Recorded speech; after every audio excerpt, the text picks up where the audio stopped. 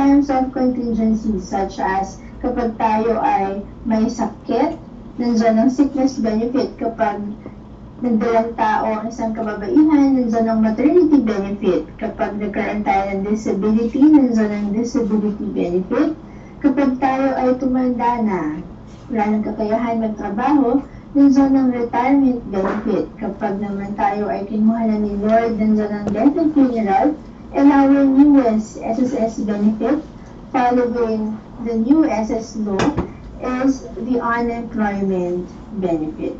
So for the presentation outline, we will be tackling about the unemployment benefits policies and guidelines, how to file for this benefit amid the COVID-19 situation.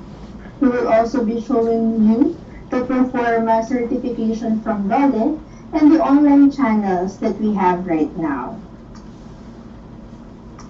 Okay, to serve as our backbone, let us first define what the unemployment benefit is.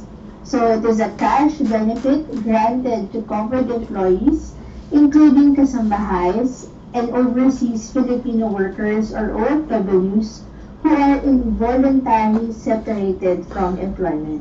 So the key word that we have to remember is that this unemployment benefit is to be given to those who will be experiencing an involuntary type of separation. Hindi mo ginusto na ikaw ay ma-separate sa iyong trabaho. To qualify for the grant of this unemployment benefit, the employee, including kasambahay and OFW, should have the following or should meet the following eligibility requirements. First, should not be over 60 years of age at the time of involuntary separation, except in the case of an underground or surface mine worker not over 50 years old, or in the case of a racehorse jockey not over 55 years old. Second, contributions. The member must have paid at least 36 monthly contributions, 12 months of which should be in the 18th month period immediately preceding the month of involuntary separation. And third, has no settled unemployment benefit within the last 3 years prior to the date of involuntary separation. So meaning to say, one could avail of this unemployment benefit once every 3 years. And lastly, has been involuntarily separated, provided that the reason for involuntary separation was due to any of, but not limited to, the following: any of the authorized causes for termination of employee stated under Articles 298 and 299 of PB number 442 or the Labor Code of the Philippines. Ano example niyan? Installation of labor-saving devices, redundancy, retrenchment or downsizing, closure or cessation of operation, or disease or illness of the employee whose continued employment is prohibited by law or is prejudicial to his or his co-employee's health.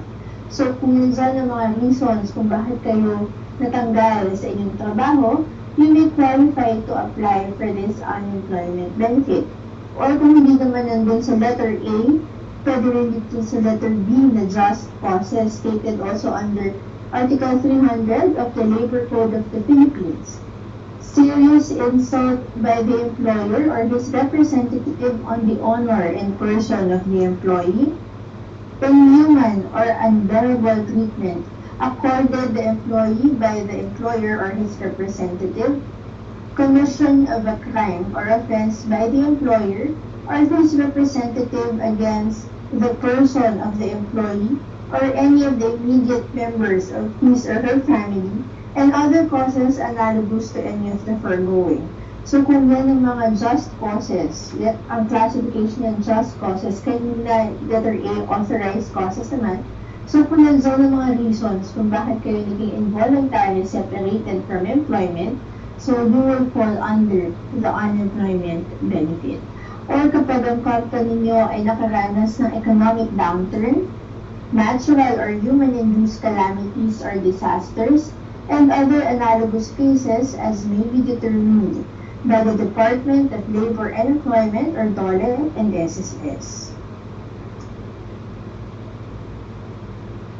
However, an employee shall not be qualified to avail of this unemployment benefit if he or she has been involuntarily separated from employment due to just causes under Article 297 of the Labor Code. Ano yung mga examples nito?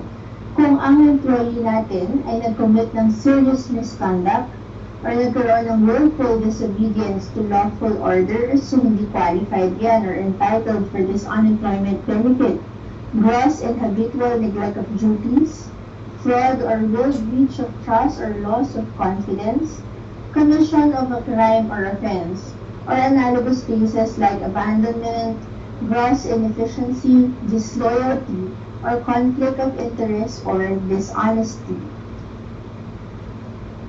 With regard to the amount of benefit, let me tell you that this unemployment benefit is a one-time payment and shall be computed as follows.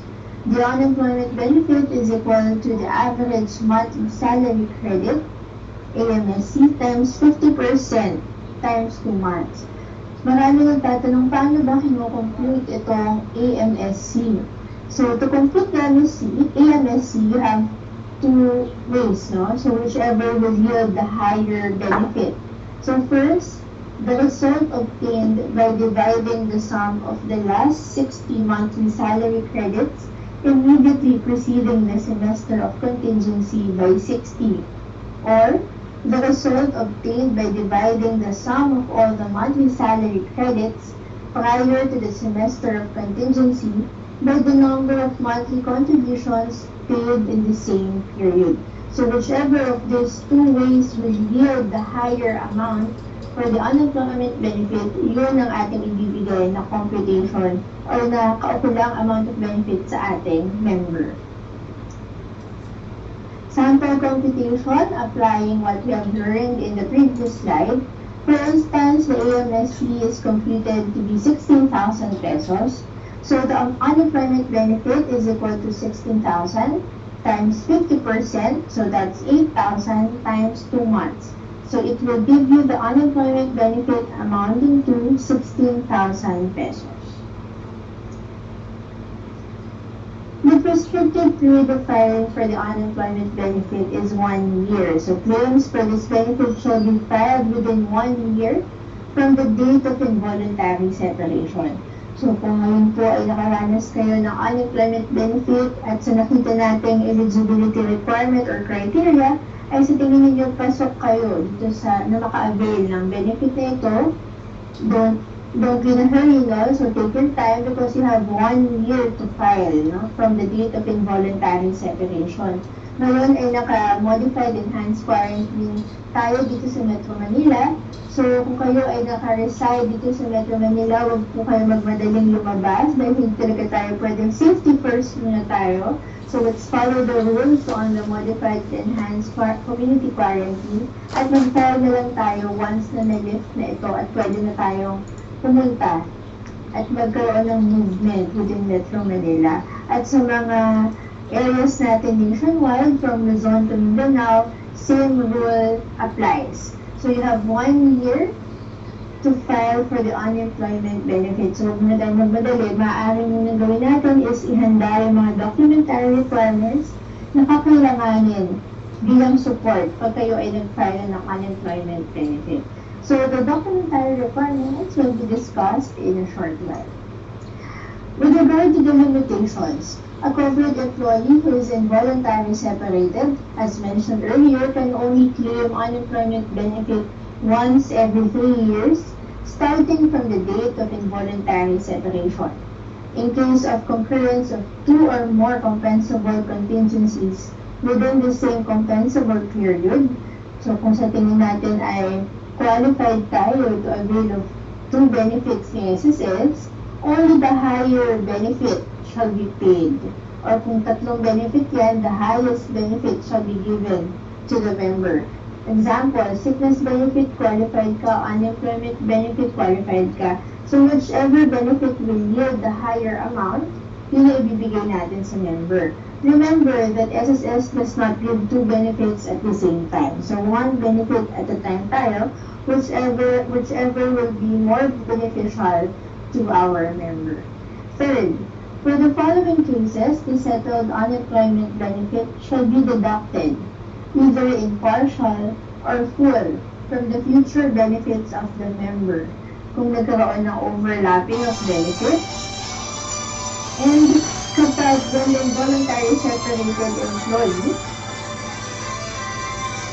for a while there, kapag ang involuntary separated employee files a case or complaint against his or her employer, and the resolution thereof showed that the reason for termination was due to just causes under Article 297 of the Labor Code of the Philippines.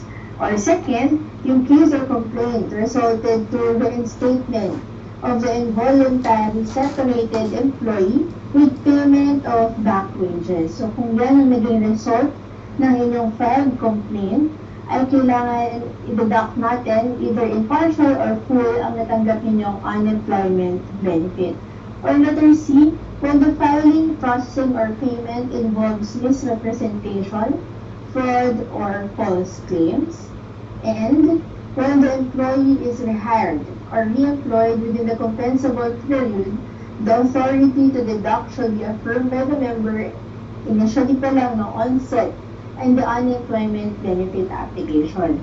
So at the moment, we don't have the unemployment benefit application na i-download or hard copy.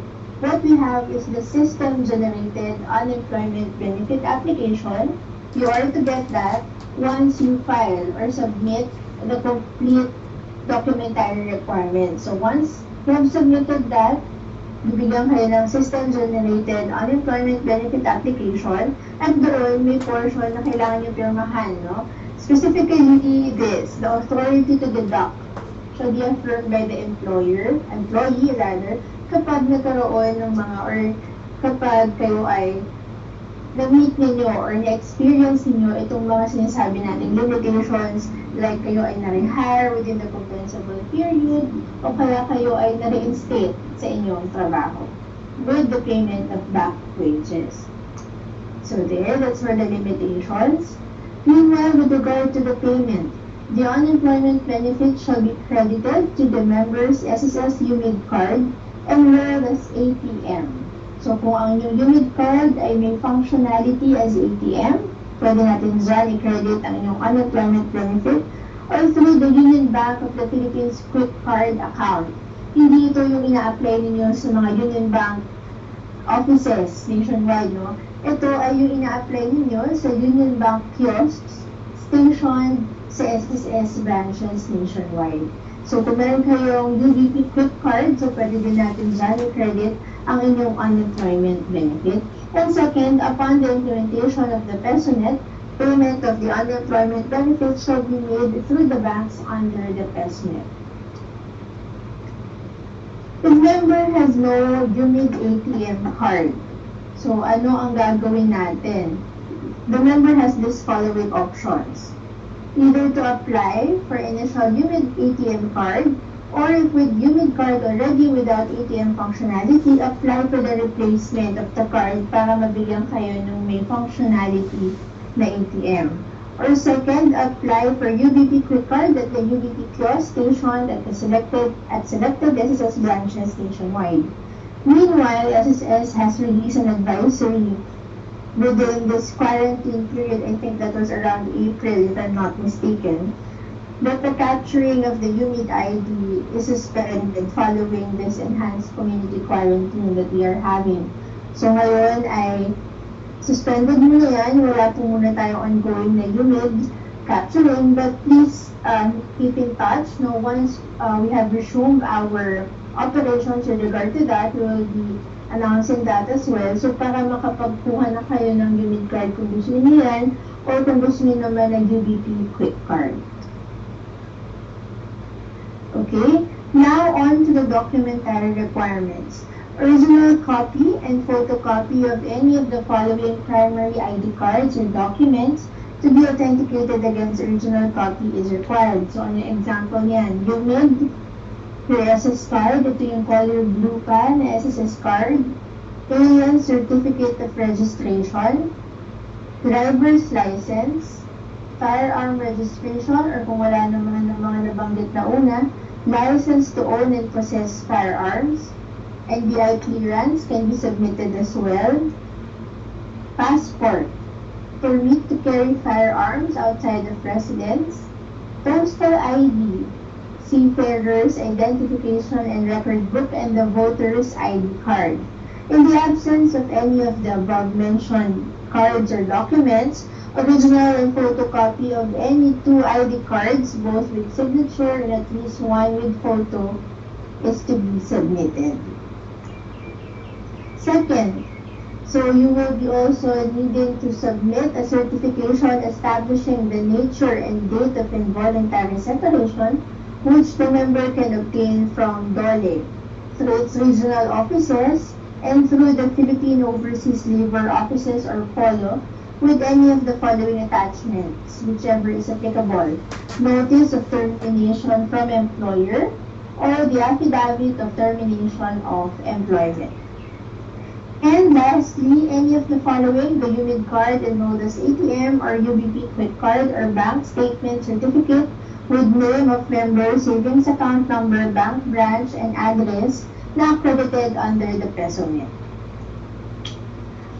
Okay, so a lot also have been asking us how to get the DOLE certification that you would have to submit rather to SSS upon filing the unemployment benefit. So where to file this application? Employees who are involuntarily separated may file their application for DOLE certification at the following: DOLE field or provincial office, where their local company or employer is located, for local employees kasambahays, or POLO, the Philippine Overseas Labor Office, where their employer operates, or the DOLE field or provincial office, where the OFWs reside, for our OFW members. And in filing or in obtaining that certification, yung mga requirements na kailangan kayo i-submit.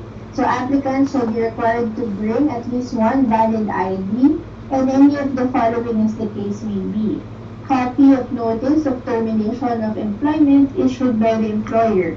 But what if hindi nyo na nakuha itong notice of termination or certificate of employment na tinatawag natin kasi nagkaroon ng bad blood or hindi nyo na makontak talaga ang inyong employer? So you may submit this naman in the absence of the first one, the duly notarized affidavit of termination of employment in the absence of the notice of termination. So this must be notarized, na duly notarized affidavit. These guidelines shall be applicable for compensable contingencies occurring on or after March 5, 2019. So all those who have experienced unemployment status following involuntary purchase on or after March 5, 2019 may file for this unemployment benefit. Now on to the second module. So filing of unemployment benefit application amid the COVID-19 situation. As stated in the SSS advisory, in the interest of public health and safety, the Social Security system shall implement the no-contact drop-box system in accepting applications for benefits and loans starting March 18 from 9 a.m. to 2 p.m. only. So how to file this application? First, you must photocopy the required documents such as the ID cards, documents, certification from DOLE with the necessary attachment, either the notice from the employer or the affidavit of termination of employment, and as well as the UMID card enrolled as ATM or the UBT Quick Card. Second, place these photocopies inside a long brown envelope together with your contact details. Make sure that the contact number that you will be providing us with is active and updated. Kasi sayang naman yun lang ang aming way para kayo ay makontak. So kung hindi na active ang inyong contact number na inilagay doon, paano po namin kayo makakontak? So make sure that it is active and updated. Third, with a marker or pencil pen, kindly write on the front of the envelope the type of benefit claim, in this case, unemployment, submitted, and the name of the member. So do not write your SSS number outside of the envelope for the protection of the member following the Data Privacy Act.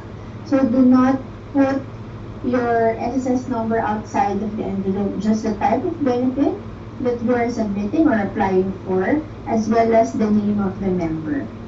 Kindly drop the envelope in the box placed in front of the SSS branch office entrance, and please observe proper social distancing whenever you approach the box. After dropping the envelope, the member is requested to leave as soon as possible.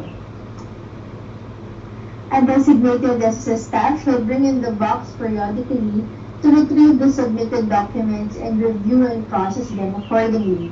The member shall be notified if there are additional documents that need to be submitted.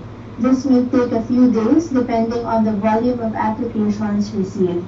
On that note, we request the patience and understanding of our members as we try to serve you in a safe and efficient manner. The SSS values the health and safety of both its members and employees. And members are highly encouraged to use our e-services being flashed on the screen right now, such as the my.sss, where you can do online transactions, SSS mobile app, so besides your personal applications like the social media applications, you might as well download the SSS mobile app and text SSS. You can text us of your concerns. Or you may also call us at an IVRS, so at 7917-777, and follow our social media accounts for updates. So kindly stay safe, everyone. Okay, on the third module, we have the Proforma certification from DOLE. We will be showing this to you. This is what you will get following the submission of the necessary documents. So ito yung certification na very important in filing for the unemployment benefit, because this will certify kung kayo talaga ay na-unemployed at kung involuntary causes ba ang reason kung bakit kayo na-unemployed or na-separate from employment. So kung ang inyong sinubmit ay notice of termination from your employer, this will be the certification that will be given to you that you will submit to SSS. At kung based naman sa duly notarized affidavit of employment, ito naman ang magiging itsura ng inyong certification. Okay, and for our last module, the unemployment benefit online channels. So you may reach us online, si SSS kahit 62 years old na tayo, we're very visible online. Nakikimillennial tayo in terms on how we reach out to our members. So very visible tayo sa ating online platform. At in a way, kasi we want the members to reach us easily din for easy accessibility as well. So what are the online channels? Where to make your SSS payments for employers, both for the regular category and for our household employers. So nandito ang ating mga non-bank collecting partners. Use your PRN to have your payments posted instantly as well. So pwede kayong over the counter or through the mobile facility. For our individual members naman, you can do your internet banking, mobile facility, and non-bank collecting partners. So nandiyan din ang over the counter as well as the internet banking and mobile facility. And services available in SSS Electronic Service Facility. So you may look at our SSS website, the homepage, which you can find at www.sss.gov.ph. You can do the following services. Web registration. This is very important. So like in the SBWS that we just had weeks ago no, in the registration. So ang ating my.sss account is very important both for the employer, employed members, and self-employed or voluntary members, because you can do online transactions already. Kahit hindi na kayo pumunta sa ating branch, you can do online transactions at your convenient time and pacing as well. So, in the said website, you can also apply for the SSS number. Sa mga newly graduates natin, pwede na kayong mag-online application for that. And you can also have a simulation of the retirement benefit that you may receive at the end of the day. So because we have the retirement benefit calculator, but take note that this will serve as an estimate, no, as a guide on the amount that you will be receiving for your retirement benefit. So hindi naman ito yung exact, baka magalit kayo sa amin na sabi sa akin retirement benefit calculator, ito ang matatanggap ko. Bakit yung actual ito ang ma-receive ko?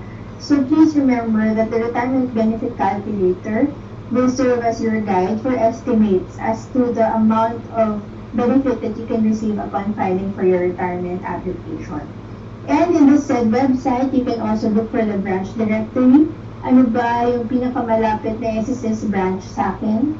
Because as we all know, we have the file anywhere policy. So there.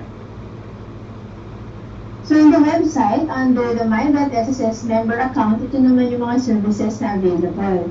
So you can inquire for the membership records, inquire or generate your PRN. So kailangan natin to para real-time ay ma-post ang ating mga contributions.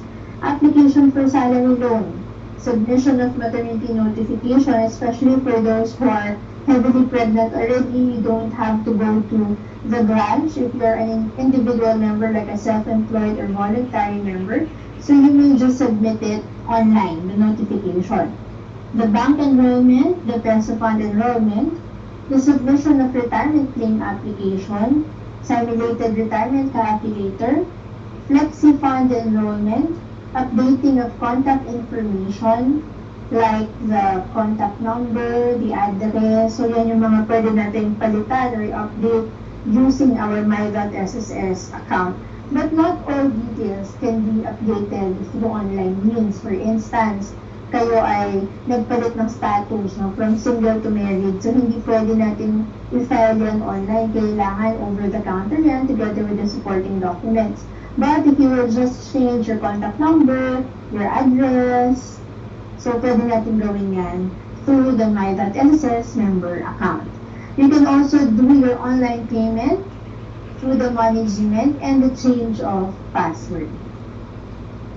Meanwhile, for the employer account, you may inquire through the My.SSS account your employer records, generate PRN, get a certification of salary loan, or certify the requesting employee or the retiring employee, submit the maternity notification of your employee, submit the subsequent employment report or the R1A. Please take note, subsequent. So yung hindi yung initial, no, yung following employment report ay pwede nyo i-submit through the My.SSS employer account. You may also submit the employee sickness notification as well as the contribution collection and the loan collection list and have your password changed. We also have the interactive voice response system or the IVRS. Just dial 7917-7777 and meron ditong automated response to the following queries: contribution, loan balance, loan application status, eligibility, maternity, sickness, death, retirement, disability, funeral, and the like, no, in terms of the benefits. Yung mga eligibility requirements, how to file. So there will be an automated response in our IVRS. You may also text us following this format if you want to inquire about your contribution, claim status, and the like being shown on the screen right now. So kung kailangan nyo malaman ano ba yung mga membership requirements para bago kayo pumunta kay SSS, kung gusto nyo physically ay pumunta sa ating branch, ay kumpleto na inyong materials na isasubmit. Or if you want to have a feedback on SSS-related matters, so we also value the feedback coming from our members as well. And some guidelines for transacting SSS members. So once everything normalizes already, wherein this quarantine is lifted and you can already go physically to the branches kung hindi available yung services online, But right now, majority of our services are already available online, no? Because we really want to help our members sa inyong convenience na hindi na pumunta sa ating mga branch. Pero kung kailangan nyo talaga, gusto nyo talaga pumunta sa ating branch, so here are the guidelines that we will have to follow. First, prepare what you need before leaving the house. In order to avoid unnecessary contact, make sure that you bring the things that you will need for your transaction, like a black ball pen. Black ball pen po ang ating ginagamit at hindi blue ball pen. Second, notepad or piece of paper, original and photocopies of documents, and then face masks are required. As we have mentioned just sa ating, or as you have learned from our media outlets, we are in the phase of the new normal already. So in this new normal phase, the face mask will already be part of our day-to-day transactions following this COVID-19 situation that we have. So face masks are required. SSS employees manning the frontline counters will wear masks for the mutual protection of the employees and the transacting public. Members are also required to wear them as well because we will already have this policy, the no face mask, no entry. Third, security personnel are to check. They will check the temperatures of all individuals. Those with temperature of 38 degrees and above will be advised to return home and transact through the drop box, online or mobile service channels. Meanwhile, those with temperatures of below 38 degrees but with cough and colds shall be allowed entry if wearing face masks. So this is for the protection, once again, of both the employees, our frontline, and the members as well.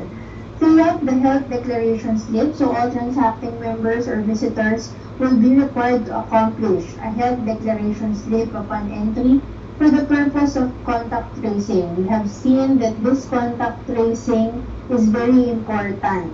Kasi, di ba kapag nag-sneeze ka lang talaga, ang dami ng droplets na pwede na ma-spread. So, you are to declare in that fill-up or that health declaration slip yung purpose, no, kung ba't kayo nandun, your name, and the other necessary details. So, this is required by the Department of Health.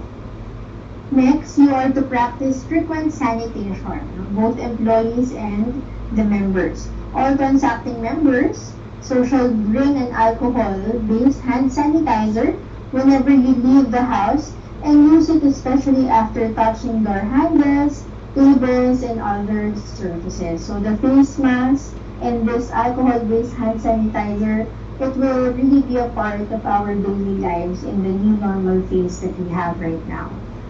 Next, we are to observe proper coughing etiquette. So when coughing and sneezing, kindly cover your mouth with flexed elbow or tissue. So sabi hindi daw sa palm ng hands natin ang magko-cover when you sneeze or cough, no? Dapat doon sa ating elbow part or tissue. Throw the tissue into a trash bin immediately after use and don't forget to wash your hands or sanitize right after. So wag natin gamitin yung tissue na yun, itapon na because the virus is already contained there. So kung sa tingin natin ay kunwari, ang mga anak natin gusto sumama, wag na po kasi wala naman talaga sila transaction or business to begin with kay SSS. So might as well sa bahay na muna sila for their safety in this COVID-19 situation. So for our elderly, it goes din. Kung wala naman transaction ng ating mga senior citizens, sa bahay na rin muna tayo para sa ating safety, no? Kasi they're the most vulnerable, the elderly and the children. So, the transacting members will be prohibited, will not be allowed to bring in companions, especially the children. And most importantly, we will still be practicing the social distancing whenever you are inside our branches. Okay, that ends our presentation for today on the unemployment benefit. So at this point, if you have queries that weren't discussed in the presentation, you may already place them in our chat facility. I think it's already open. So we will be addressing your concerns and queries related to the unemployment benefit in a short while. Also, the evaluation link is already posted in our chat facility. Just click on that link